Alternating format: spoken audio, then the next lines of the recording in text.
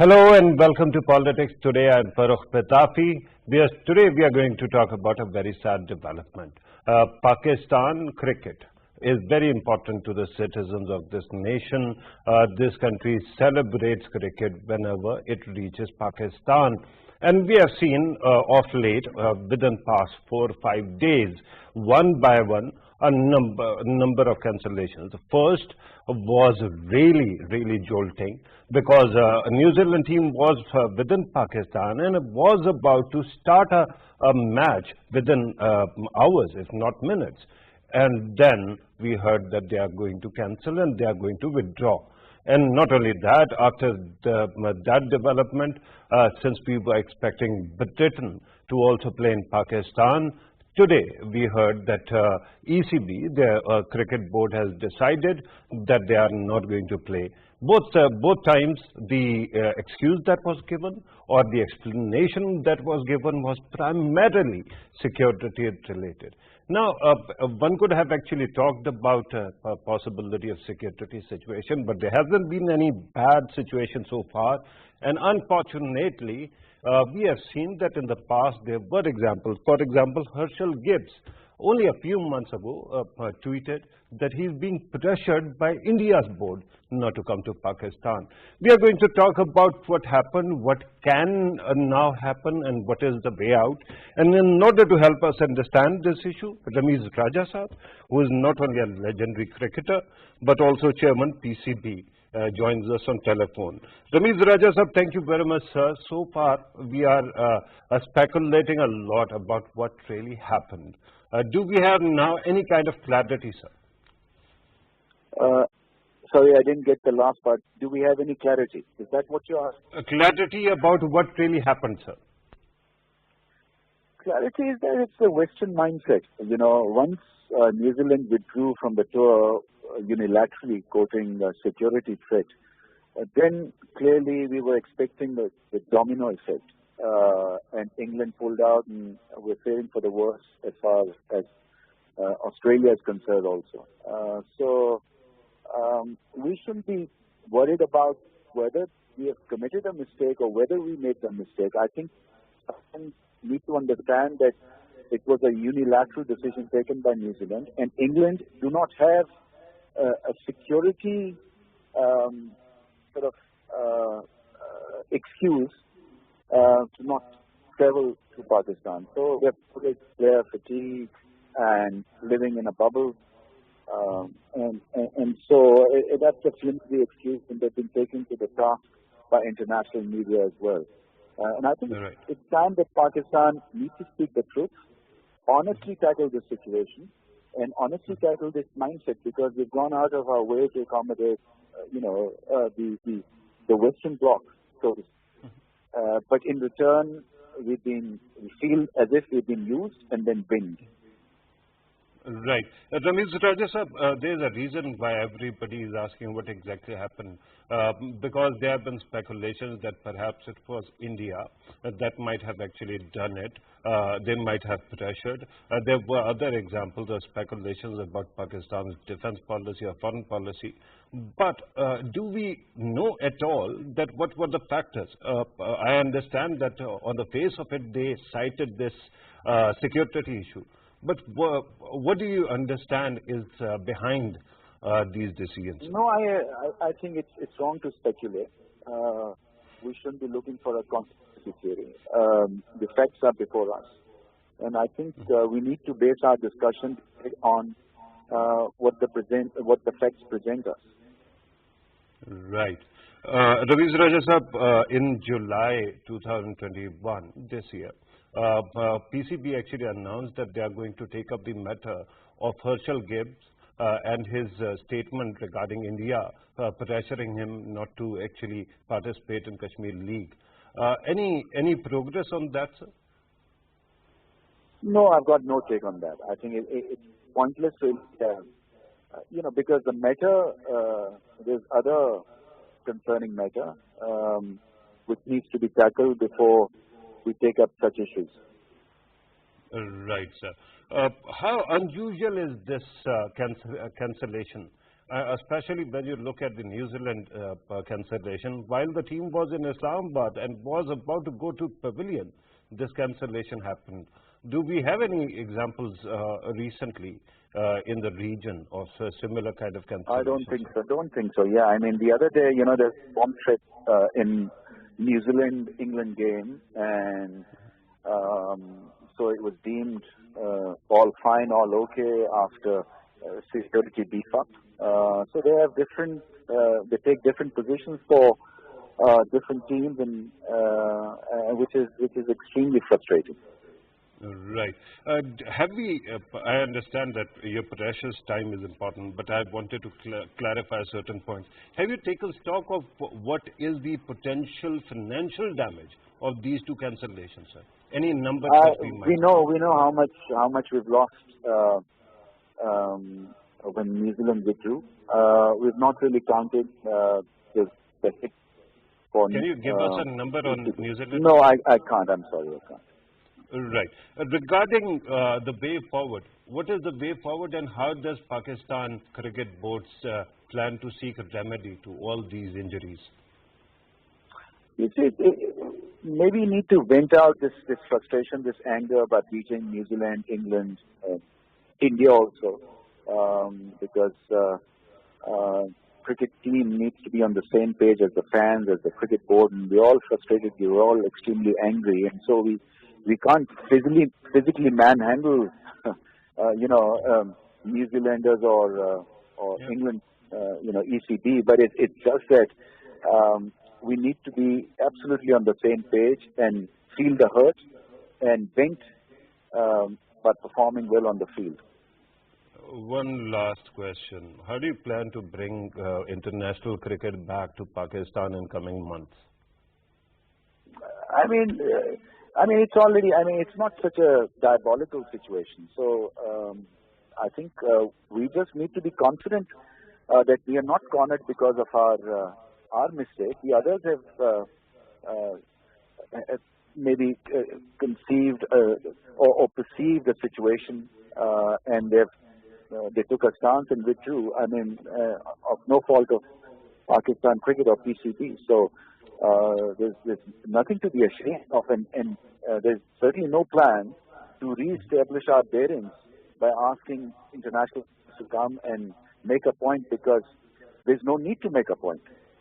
Right. Ramiz Raja Sahab, newly appointed Chairman, Pakistan Cricket Board. Thank you very much, sir, for talking to us. Viewers, you have listened to the Chairman PCB. Now, the question at this moment, really eating up a lot of Pakistanis, is what exactly happened. I understand that in his formal capacity, the Chairman cannot actually give us the inside scoop, but our other two guests who are going to join us shortly will be able to actually give us some idea what exactly happened.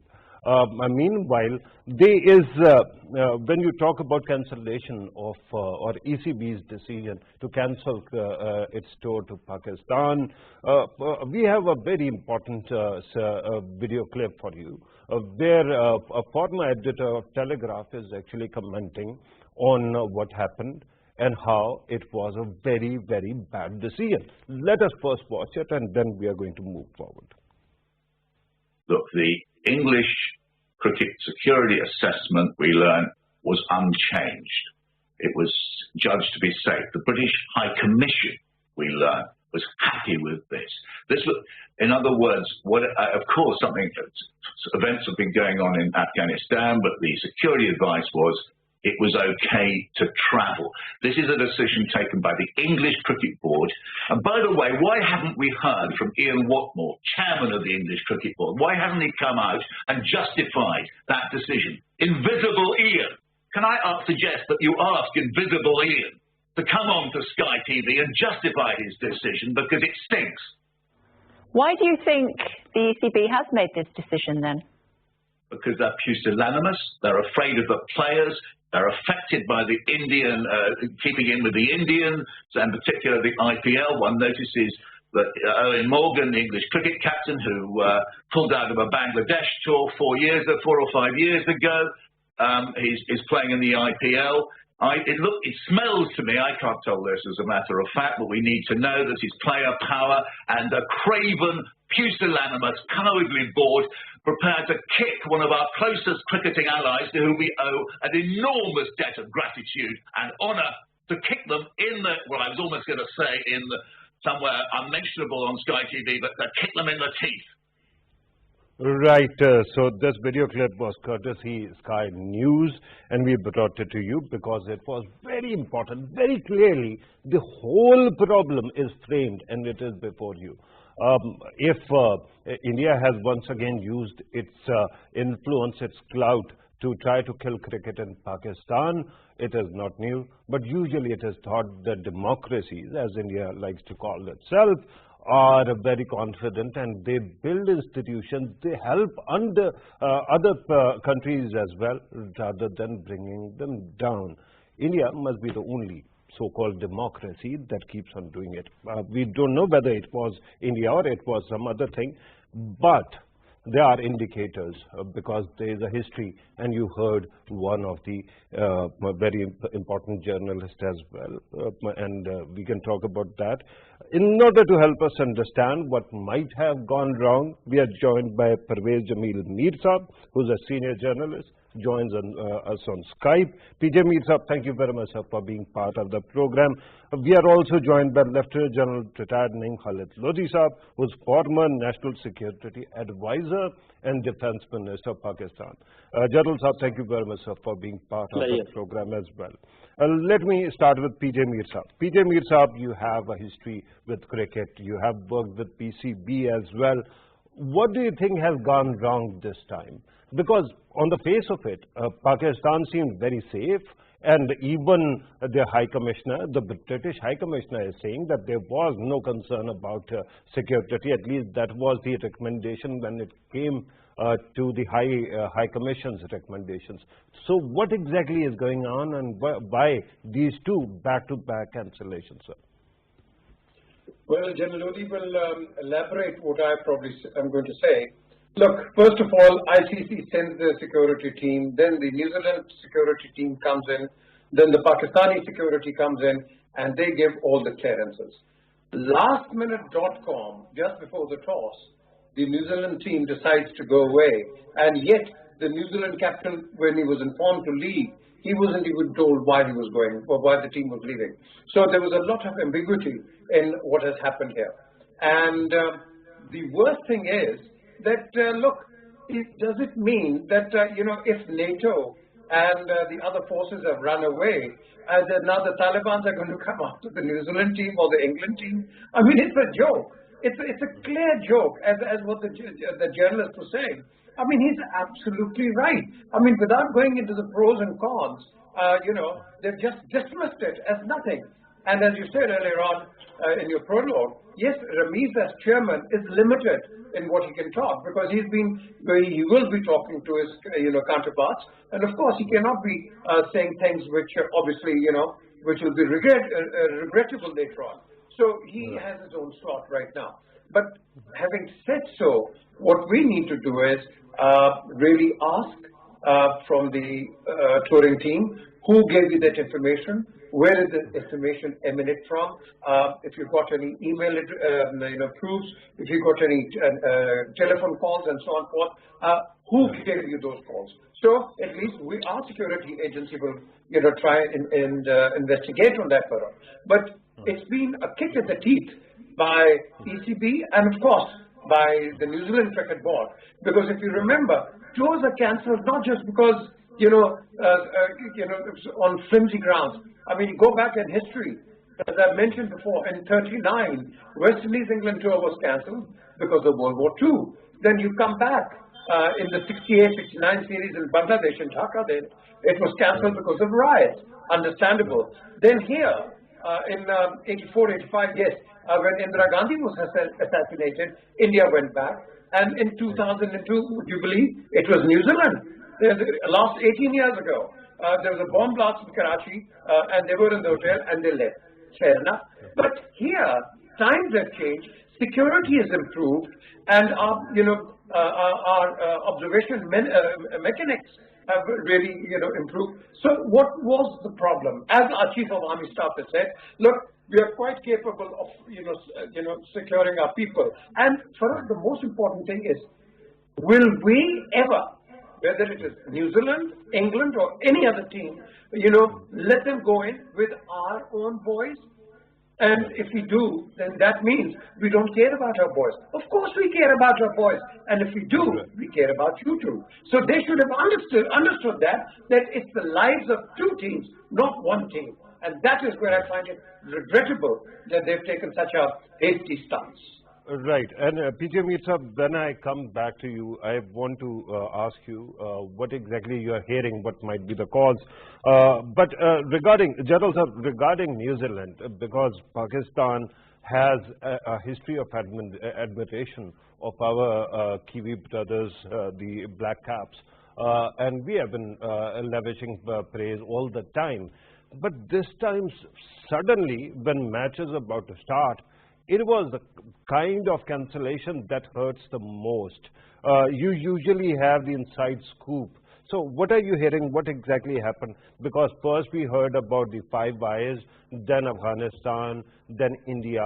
And in the end, we were also hearing about some JF-17 Thunder sales. So what exactly is behind this? First of all, I think it's very sad that politics has entered in such a big way in the sports field also. There were certain, reflections of politics here and there in the Olympics or somewhere, but never so blatantly and in such a way as it has happened now. I think all these things which you have mentioned, they could have been the factors, because I believe that conspiracies are no more theories. They are actually there. And we have ample, indicators to know that conspiracies are there and conspiracies are being hashed. Actually, what I would say is that fair play and justice, that has become, very rare, and that has become, the thing of the past. So, if you look at the Five Eyes, we know that it is USA and Australia, and New Zealand is also part of it, and Canada. Britain and Canada. Right. Yeah. So all they are one group. Now, what my assessment is, all those factors must be there, which you have mentioned already, including the JF-17 factor. But I think Imran Khan's statements at SCO, I will just quote two of his sentences. One, he said that the world must accept the ground realities in Afghanistan. And you and me understand what does it mean. And secondly, he said that things cannot be enforced on Afghanistan from outside. Now, this also, it needs no elaboration that what did he mean. And we know that how much India cut up as far as the Afghan situation is concerned, and they would, leave no stone unturned to whatever harm they can do to us, whether it is sports or it is our reputation or whatever. So we can't complain on that. Now, what we should be doing? One, of course, whatever is possible legally, we must proceed. Whatever is possible to, ask for damages, we must proceed. But I think we must concentrate more on the quality of game of our own players, and I would say that our players should not get carried away or seeped in by a revenge sort of thing, or a lot of anger, because we all those who have been playing sports, and PJ Mir can be asked about it. I've been playing sports. I know the moment you get this sort of feeling of revenge and anger, you always lose, because game is altogether a different, mind set in which you have to play. So I think our players must be cleared of all these sentiments. They must concentrate on the game itself, and to the utmost of their, power, they must improve their game, and they must show to the world that we are world-class players, and we know that, and we must, prove that in all fields, whether it is 2020 or one days or, the test matches. And right. Also, I would say that we should also approach teams who are more amenable to us, like Sri Lanka, South Africa was just here, like West Indies, like Afghanistan, and arrange more tournaments in our own country with the teams, those who are willing to come, and that will Right. actually General sir, that is set a very good important. That is very important, because, but I actually want to draw your attention to the nature of excuse or clarification that was given to cancel these visits, right? They have actually cited very abstract security concerns. Is there a possibility that these two cricket boards can step up the plate and at least give us a clear reason why it happened? If there was a specific intel threat, they can actually share that. Otherwise, even if it was India or another country, please tell us at least that doesn't affect Pakistan's image as a cricketing place. Is it not true? It is true, but they will never do it. I mean, one, that I think they don't have any credible information. Otherwise, they would have given it by now. Secondly, they will never accept this thing that it was because of India's cajoling that we changed, although because that will belittle their own stance. So I think for them the only option is just to keep quiet, because they have nothing to say, and they're keeping quiet. We should make use of that, and we should try to build our case that look, they have nothing credible to offer. They have of course. But one thing we must remember, that if all these five countries they say that we had some information that such and such thing was likely to happen, what can we say? I mean, there's right. no But no they haven't change said in it. the situation. General sir, with due respect, that has not officially been communicated, right? It hasn't been reported on the media. There is whisper campaign, social media reports, or some third-party reports in the press that keep on stating it. General Sahab, I'm going to come back to you. Let me go to PJ Mir Sahab. PJ Mir Sahab, what exactly are you hearing might be the reason? Is it India? Is it some foreign policy or defense policy issue, or something else has happened? Look, I mean, I can't directly accuse India, but I can also insinuate, because I remember in 2007 when I was the media manager, and we had our national coach Bob Woolmer. He died, and myself and the team manager Talat Ali, we saw him. He was basically dead, but he was not dead. There's movement. But when he went to the hospital, they said, "Oh, he arrived dead on arrival." I said, "All right, fine. If that's what you say, let's get on with it." So we started to make arrangements, and would you believe, Farrukh, in the next 30 minutes, India, they started blowing that he was murdered. And who was the doctor? Dr. Ishaya from India. Now that man, I don't know who he gave the information to. I mean, the world just took it over that Bob was murdered. Can you believe it? And the blame was put on our team. We were swabbed. We were interrogated by the Jamaican police, and it was all because of a rumor, all because of a hearsay. And somebody planted that news back in India, who blew it out of proportion, and all of a sudden we were looked upon as the culprits. India has always played the negative. India will always play the negative. Has any one statement come after the New Zealanders left back for home that they should have stayed back? Did anybody say from the Indian Cricket Board? No. Indian players and Pakistani players play with each other around the world. They have no quarrels amongst themselves. They have no issues amongst themselves. It is unfortunately the cancerous junta which is ruling India, and of course their agents, the RAW. These are the kind of people who try and create all kinds of differentiations, differences, and I'd say all kinds of misdemeanors to create misunderstandings and carry on creating. Why? Simply because we get entangled in this, and the Kashmir issue is basically put on the back burner, and then of course they get on to the Afghan situation, and again they try and blame us, or that we are trying to interfere in Afghanistan. What a load of baloney. I mean, here, international cricketers are favoring Pakistan. West Indians and other cricketers are saying it was a bad thing,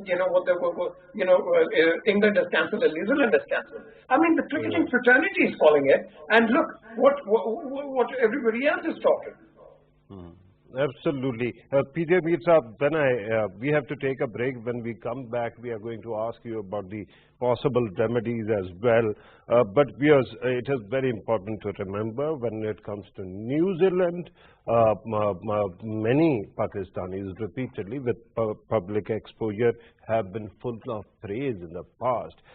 Everyone, it seems, is a fan of the Prime Minister of New Zealand, Jacinda Ardern. And yet, we didn't get a clear response as well. We have to take a break.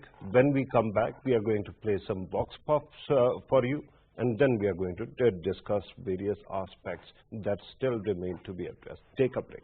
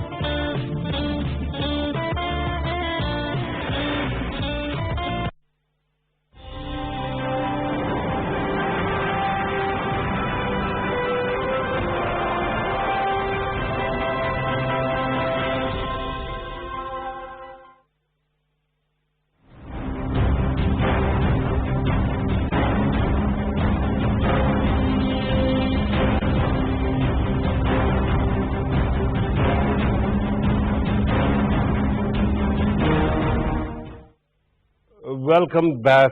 Before the break, I actually said that we are going to share vox pops with you. Remember, viewers, if you have been watching this program, we here never support any kind of conspiracy theories, but there is a humongous history that PJ Mir Saab was mentioning that actually Harshal Gibbs and his tweets actually show as well. So there is a lot of hurt in this country. Let us watch those vox pops, those statements, those opinions from common folks, and then we are going to come back. It's unfortunate whatever's happened. As far as visiting teams are concerned, we have been giving them, the government has been providing them adequate security. I think Pakistan is a safe country to visit. Every country should come here, and we are proud of our security forces. I don't know why they have cancelled the tour. We will tell them in the World Cup. New Zealand team was given presidential level protocol by the security agencies and the police and the Rangers and the Pakistan Army. We as cricket fans, we are absolutely saddened by the situation and by the response we've gotten from the New Zealand Cricket Board. I'd like to say that Pakistan is a very safe country, and it's very unfortunate the New Zealand team, it left so suddenly. My suggestion to the world is that do come visit Pakistan. Pakistan is a very beautiful country. We are very loving people, and we have one of the finest agencies and security forces in the world. I just want everyone to know that we've been through this and we'll come through this again, and cricket will come home. It's unfortunate. Right. These were the common people actually talking, but when you talk to a common man on the street, personally also, not all of them can speak English, but you see the hurt, the anger, the sadness that is quite visible. This country really breathes cricket. It eats and sleeps cricket. So whatever is happening is really sad. Let me go back to Gerald Saab. Gerald Saab, regarding the security arrangements, it is very important to point out how secure were the arrangements. Our defense minister, our interior minister actually said that regarding security, the security arrangements were unprecedented, and Pakistan had actually deployed more forces than New Zealand might have. What do you have to say on this, sir?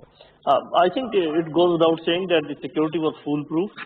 And Pakistan was very well aware of this thing that, with a lot of difficulty, international cricket has come to Pakistan, and we wouldn't have taken a chance, not even a small chance, to make all that go sour. So, and we also saw that they kept on carrying out the practice. There was, I went to Serena while the players were there, and it was quite difficult to approach Serena, easily, because they had cordoned it and they had made sure that no unwanted people they can get in there. And of course, throughout the track, their passage up to the ground, which was not very far away, it was close by. So I think, and nobody has ever said that there was any big change in the security situation.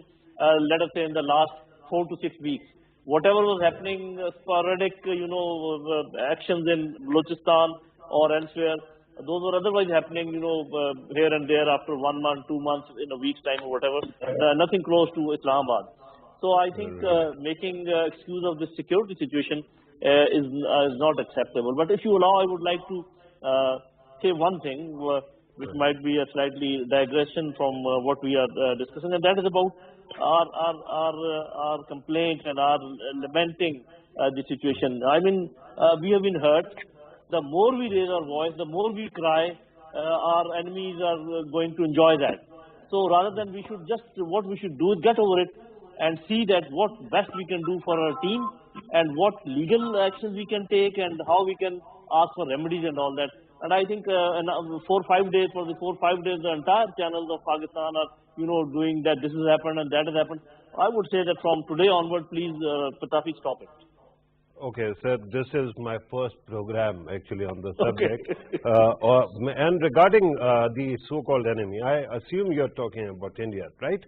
Yes, because the mental image of India, if it is true, and if India is actually behind this, is of a sadist country, which actually wants you to feel pain and then enjoy it as well. This is very sad commentary on the comedy or tragedy that India has become. But regarding security, PJ Mir Saab, I just wanted to point out that this time I also plan to take my children and my nephews to the match. So one doesn't do it when one fears that there is going to be some kind of security problem. So everybody was so much committed. Now, PJ Mir Saab, what is the remedy possible? Is there a legal platform available for Pakistan to vent its anger and to seek some kind of remedy? Farrukh, I think for starters, I don't think we should go on the legal side of it, because look.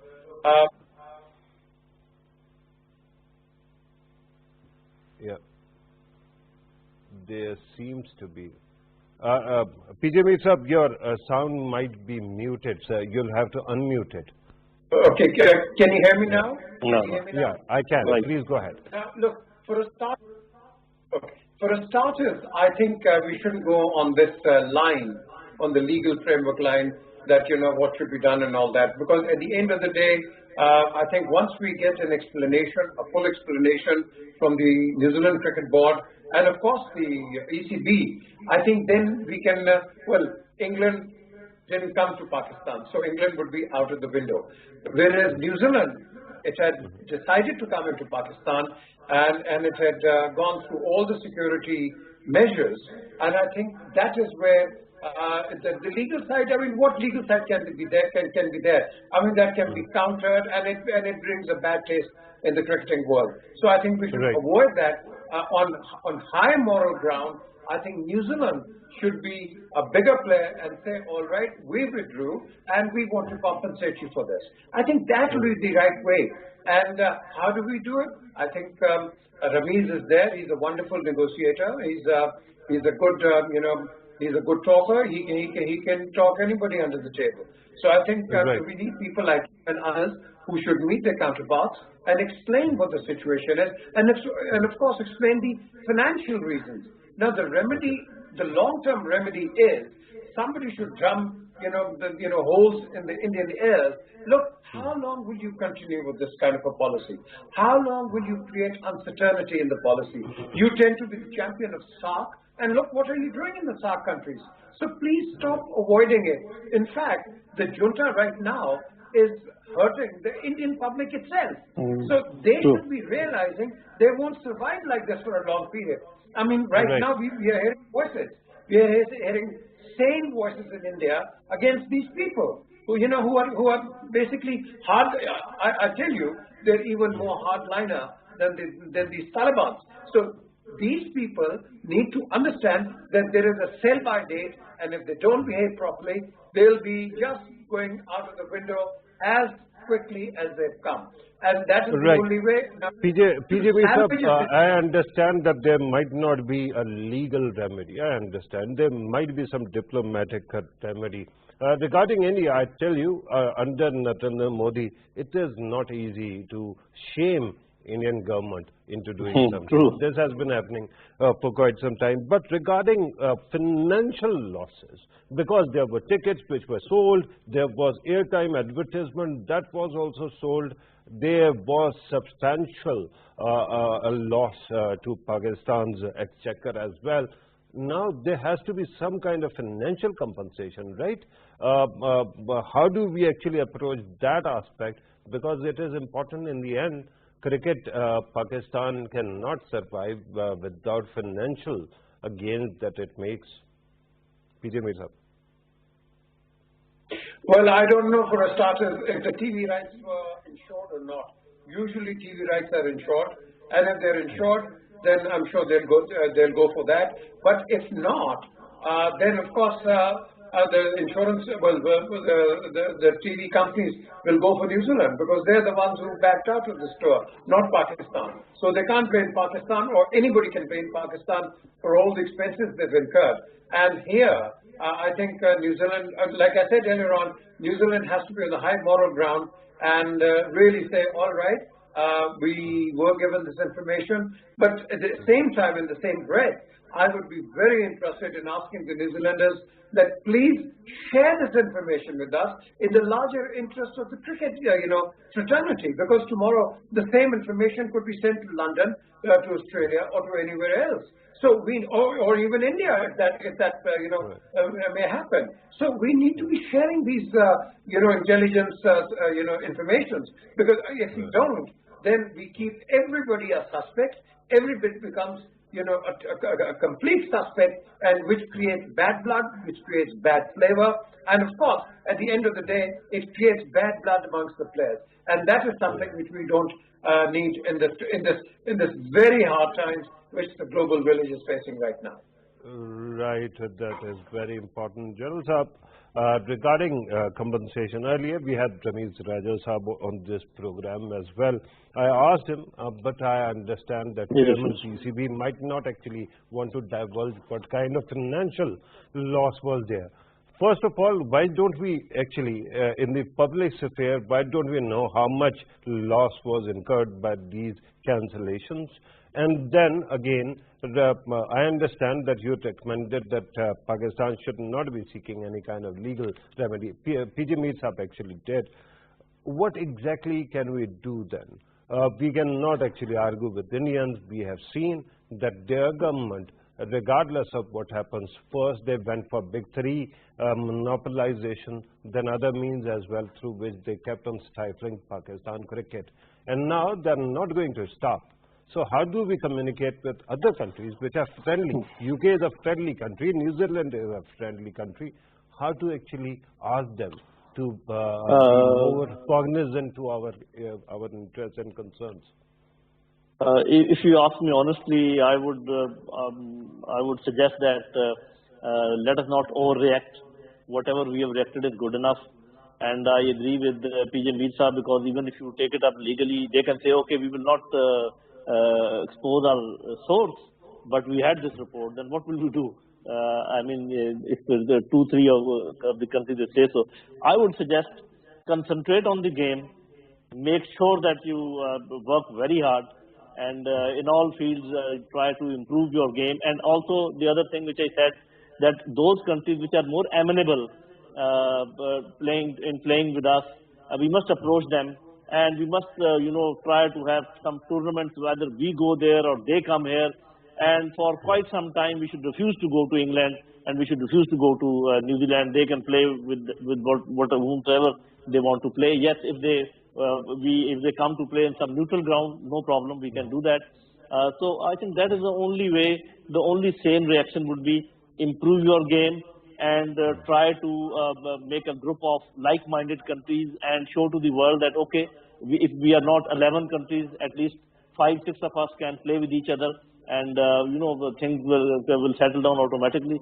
That is what comes to my mind. Otherwise, just trying to rub this thing more and more will only hurt us, and it will not gain anything as far as we are. But just to be devil's advocate, Jadal Sahab, earlier you said that media has been focusing on this thing. Media actually caters to the demands and expectations of viewers, and there seems to be a lot of disappointment and pain. You'll have to realize that. That's why media might have been focusing on this matter. But this actually brings us to the end of the program. If you allow half a sentence, just half a sentence, that media should not only respond to the viewers, media should also guide them in the proper direction. Thank you. Yes. Right, I understand that, sir. Lieutenant General retired Naeem Khalid Lodi Sahab, thank you very much, sir, for being part of the program. PJ Mir Sahab, always great having you in the show as well. Thank you very much. There's a lot that I could have said at the end of this program, but there is a soundbite, actually video clip by Kristen Turner, the High Commissioner, a British High Commissioner to Pakistan. That actually also says it all. Let us watch that clip, and then we will conclude. This is the conclusion. Thank you very much for watching. Just watch the clip. Assalamu alaikum. I share the deep sadness of cricket fans that England will not tour Pakistan in October. Mujhe afsos hai. This was a decision made by the ECB, which is independent of the British government, based on concerns for player welfare. The British High Commission supported the tour, did not advise against it on security grounds, and our travel advice for Pakistan has not changed. I have been a champion of international cricket's return to Pakistan and will redouble my efforts in advance of England's autumn 2022 tour. My thanks to all at the PCB who have worked so hard in support of that. मैं उम्मीद करता हूँ that we'll soon hear the roar of full cricket stadiums again. आखिर में जीत cricket की होगी. शुक्रिया.